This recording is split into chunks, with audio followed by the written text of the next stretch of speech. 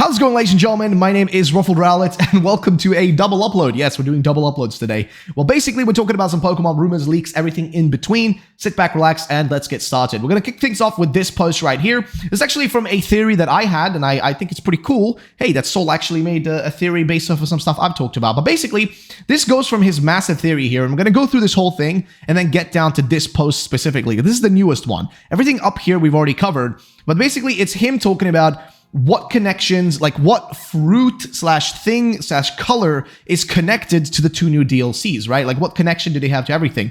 And up here, he was mostly talking about the fact that if you guys remember from the game, Rika specifically mentions the Manzana Academy, and Manzana is just apple in Spanish, okay? The other two are the actual ones. It was weird that they mentioned the Manzana Academy because, you know, that's an odd one. Is that a real one that exists? Well, guess what?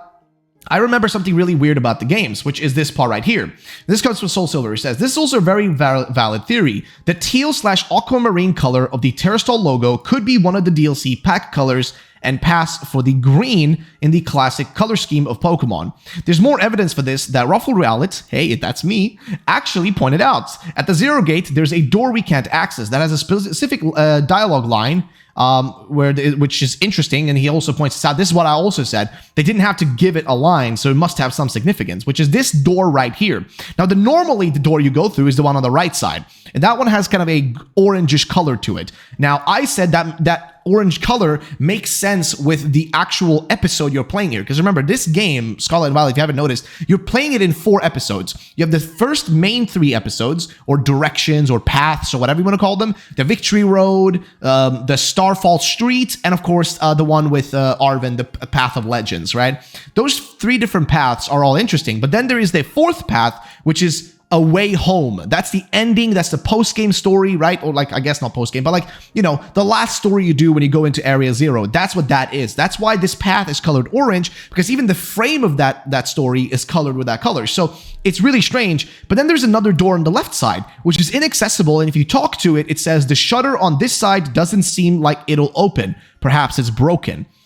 I said that's really weird, because Pokemon is the type of game where they will not leave dialogue on something unless that thing is going to be somehow relevant down the line, okay? Like, they wouldn't just put dialogue on it. Like, you have tons of houses in Scarlet and Violet that you can go and interact with, but there's nothing that happens. You can't actually, you get no response. There's no text box that says, hey, buddy, you shouldn't enter this house because you're a criminal, you know? None of that shows up, but this one does say something, which is weird, and it has a teal color, like kind of a cyan, almost like, you know, greenish, bluish color on it, which does fit well with the second DLC, right? Which is the indigo disc or whatever, right? It fits really well with that. And what he says here is, at the Zero Gate, there's a door that can't be accessed. And on the floor leading to this door is that same color. The door on the opposite side of it is yellow and leads to the upper strata of Area Zero. Yellow and green. And then, of course, interestingly, there is a post right here from none else than Eduardo. Quickly, shout out to Eduardo. I know he doesn't really like it when I cover his information, but I will do it in this case because it connects to stuff I've even said. It says, the Paradise vibe reminds me of something I mentioned back in 2022. The Iberian Peninsula, the Hesperia Ultima, Garden of the Hesperidas, daughter of the Atlas, the Titan, which just all connects back to this massive theory that they all have that, you know, there is a Atlantis type of connection to all this, like that, you know, the DLC is going to be in some way based on Atlantis. But he specifically talks about these golden apples, so to say, you know, their whole connection to this. And then, of course, we do know that one of the academies is going to be called the Blueberry Academy, and this all leads down to here. If Game Freak doesn't end up using an apple yellow color for the DLC as a reference to the sun, then the other most likely color, in my opinion, would be an apple green for the middle color of the color spectrum, or aquamarine Terrastal symbol's color, which, interestingly, I did always say that green was going to be the middle color for the DLC, which also makes sense with the first DLC, the Teal Mask. It totally is a green type of color, right? Totally fits down into that kind of, you know, style. And then, yeah, you know, down here it continues, says, I specifically went with aquamarine, water of the sea, because of Atlantis, and due to it being a barley, which follows the hexagonal crystal structure. Not that it matters that much, though. Didn't even know it was used in Area Zero, since I haven't played yet. So Soul Silver says, it's perfect, really. I definitely think that color could be one of the DLC packs, especially for those reasons I stated above. Really good find. But yeah, like I said, it seems like, again, this door has some connection. I think this is where we're going to go to find Terrapagos. the new legendary, like the third legendary. I think that's where we're gonna go to find it. And I do think that this is the kind of main color for this shit. But then also, I think the color green is gonna be relevant for the Teal Mask because it fits with the logo colors, right? And we can actually look at that right here. There is a whole post about this that's been made by a few different people. So here's a post that kind of goes into this as well, which comes from Makio and J Roses and then Blaze, who says, I saw the yellow color and all these things could be linked. And here if you see what Blaze said, haven't seen anyone talked about this yet, but imagine if the yellow snow cone is a hint to a future DLC. The second green snow cone is to show that we are about to see the Teal Mask trailer. So right here you see you got red, you got purple. So those two for Scarlet and Violet themselves. You got the Teal Mask, the indigo disc represented with the green and the I guess bluish color, right? And then there's a yellow one in the middle, which of course I think could be sort of a extended version, maybe not a third DLC, but almost like an update or a continuation of the base games. And what I mean by this, okay, what I'm trying to say by this is when you finish the Scarlet and Violet DLC, when you finish the base, story in those games and whatever, there might be a continuation thing to finish a combined version of them. The same way that you had, the 3 different paths in base Scarlet and Violet, right? And then you had the way home into Area 0. Maybe that yellow color represents that part as well, like in some way or shape.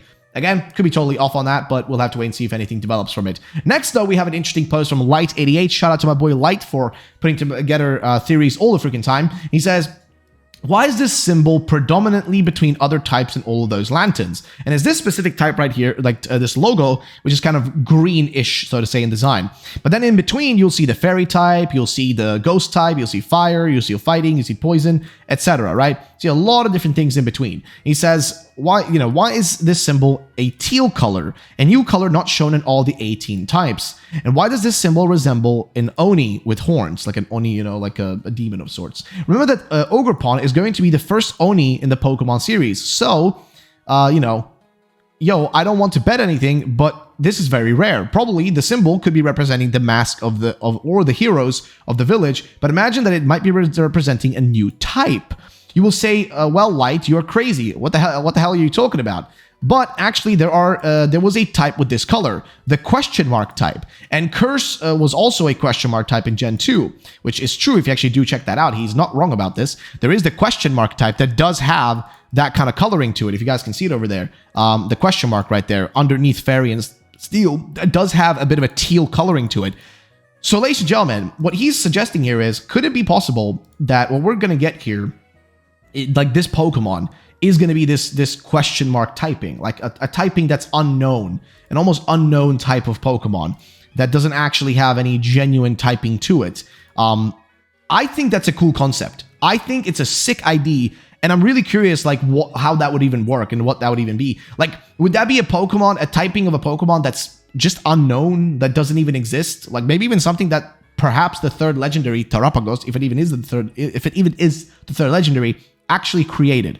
Again, it's a theory, so thoughts and opinions would be appreciated. But speaking of which, we do have another theory here, which comes from 4chan, and this, I think, is them kind of taking some stuff that already existed. But basically, there's this massive post. Such 4chan post says that Power Rangers are going to be for the Terraforms. Now, what are we talking about? Well, basically, up here in the top left, we have, all the new Pokemon. I think it's a post from, I think, Soul Silver, who says, many people theorize that the 3 heroes could serve as pseudo-starters for the Teal Mask DLC 1. And I can totally see it, especially after this quote from Ishihara on Pokemon Day. The question is, do they actually have pre-evos, or are they just average base forms and have Super Sentai forms that are, big power-ups? I'm thinking of them like Cub Fu in the Sword and Shield DLC, who also was a pseudo-starter that evolved. We definitely need some lower-level Pokemon that would grow alongside us in this new content, too. Lastly, this doesn't mean that these typings would be, grass, fire, water, but those typings seem like they could fit these 3 Pokemon, coloration-wise, which is true. They have the colors to match. And then, of course, you have lanterns with types of the heroes and special maybe possibly like special terrastalls of them. The masks, which, special terraform symbols or items to transform into Terra outside of Paldea. So this is the whole idea of there being like a Terra Max type of concept, right? The fact that they all have a color, like, they've got green, green, blue, and red, which is, the starter colors, the literal Pokemon starter colors. The fact that this thing has a kind of a typing that doesn't even exist, like a color that doesn't match to any existing type except the question mark typing. And then, of course, it could be like a Power Rangers type vibe going on with them, because they have literally Power Ranger masks things over here on the side that match those, like, you know, colors as well, and those typings as well. So again, very strange, very interesting, but I want to hear what you guys think about all this in the comment section down below. Let me know. Now let's move on to the next thing, which is also again to do with the DLC. This is from Soul Silver Arch. It says, fam, they're a blueberry and an apple, the Blueberry and Manzana Academies. And this is what he posted on the 2nd of March. He says, Terrapagos' shell is literally in the form of a blueberry, and I think Ogerpon has half of a green apple on its back. I admit the latter is just a theory, but I feel like no one has noticed the giant stem coming out of its back and head and back, which if you look right there, yes, there is a literal stem coming out on the back, which is interesting. And of course, yes, this fella does look like a giant blueberry to some extent.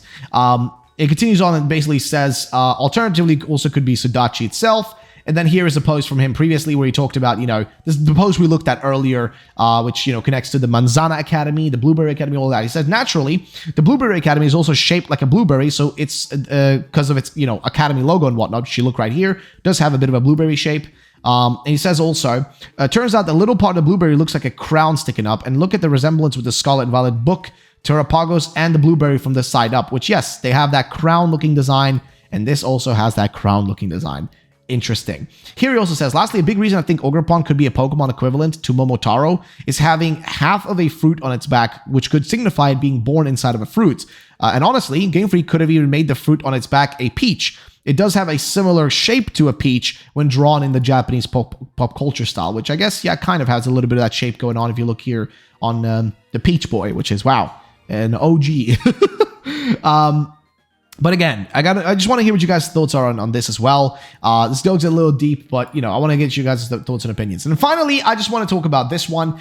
So you guys may remember this post. Interestingly enough, this rumor, so here's first of all what's being said about this. Now, this 4chan rumor was brought up by Soul on his podcast and whatnot. And basically, this was posted, you know, way ago, back in August of 2021, before BDSP and PLA came out. And interestingly, here's what he says. You know, what's the stuff in here that could be real? Because some of the stuff it says could be real. For example, let's actually read through this rumor and see what it has to say. So it says, okay, Gen 9 is not what you think.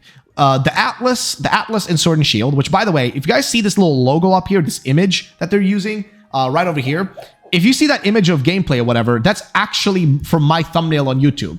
That's actually one of my thumbnails with one of the arrows pointing on this Atlas / this globe, this, like, you know, like this Earth ball, whatever you want to call it, or yeah, literally an Atlas, is pointing at it. That's actually from one of my thumbnails, and this guy says, the Atlas and Sword and Shield is the Gen 9 clue, but it's not Australia. It's going to be loosely based on Atlantis. 2 clues present in Legends Arceus, a message in a bottle on the beach, and a trident symbol in the professor's home. Legendary Pokemon, the Hands of Time duo, one represents clockwise and the other anti-clockwise. They can time travel between past, present, and the future, depending on the version, and you will either go back in time or forward to stop the legendary sinking the island when awakened. Now, first of all, the Hands of Time duo thing, not really true. They're not representing clockwise, anti-clockwise, nothing like that.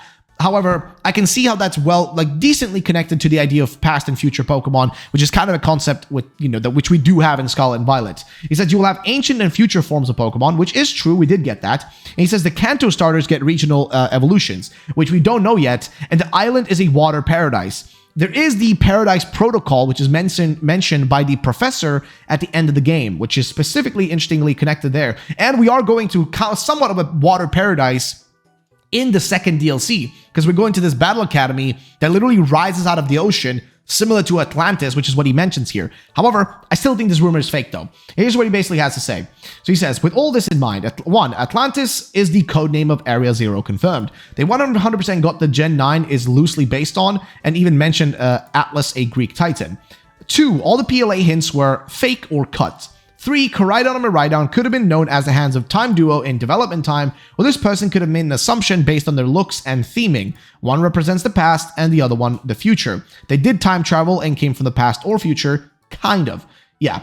4, this may have been cut or moved to the Indigo Disc, but we may actually time travel back or forward in time to stop a legendary, probably Terrapagos, from sinking either Paldea or the Blueberry Academy.